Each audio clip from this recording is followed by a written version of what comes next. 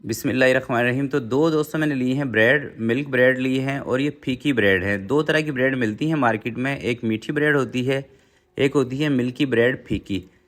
तो शाही टुकड़ों में ज़्यादा बेहतर जो रहती है ये फीकी ब्रेड रहती है। तो इसके जो किनारे वगैरह हैं ये रिमूव नहीं करने, सिर्फ आपने इसको फ्राई करना है। अच्छा, फ्राई करते वक्त ना आप एक बात को अच्छी तरह से समझ लें कि इस ब्रेड को जो आपने फ्राई करना है ना दोस्तों, ये ऑयल के अंदर नहीं करना है, घी के अंदर फ्राई करना है। क्योंकि शाही टुकड़ों का जो टेस्ट सही मानों में आता है ना, वो घी के साथ आता है। चाहे आप देसी घी में कर लें ज़्यादा बेहतर है, या आप किसी भी वेजिटेबल घी के अंदर इसको कर सकते हैं।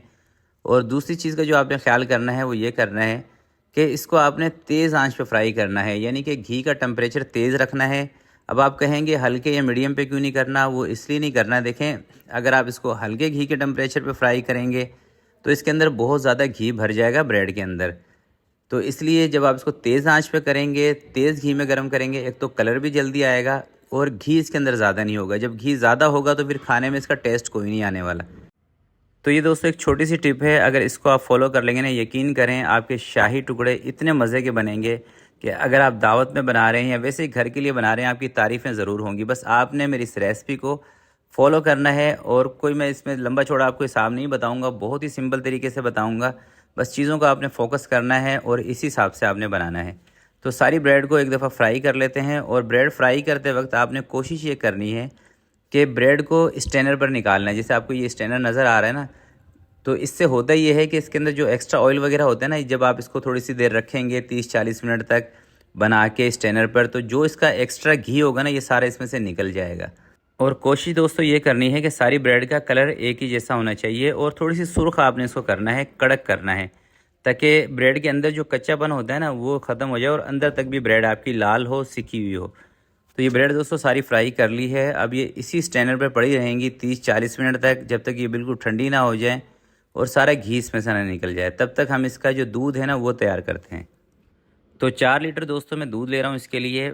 आप डब्बे वाला ले लें, फुल फेड ले लें, कोई सा दूध भी ले लें। शाही टुकड़े के अंदर हर तरह का दूध चल जाता है।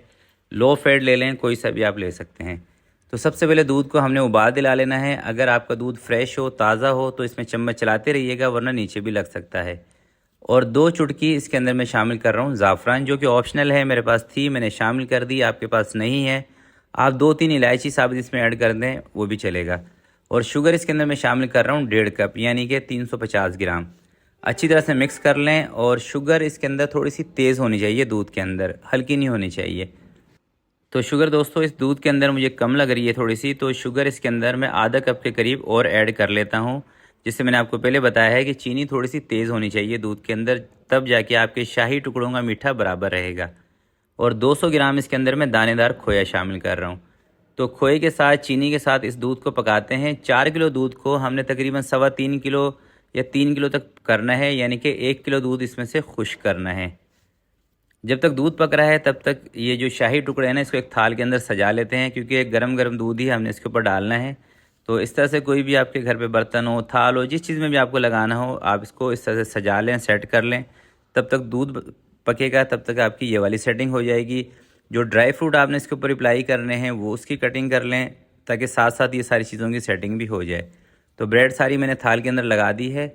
और अब चलते हैं दूध की तरफ। दूध आपको दिखाता हूँ दूध की क्या कंडीशन है। तो ये देखें दोस्तों, दूध जो है तकरीबन 4 किलो से 3-3.25 किलो बच गया है। और इसका ज़ाफ़रान ऐड करने की वजह से कलर भी थोड़ा सा इसने अपने चेंज किया है।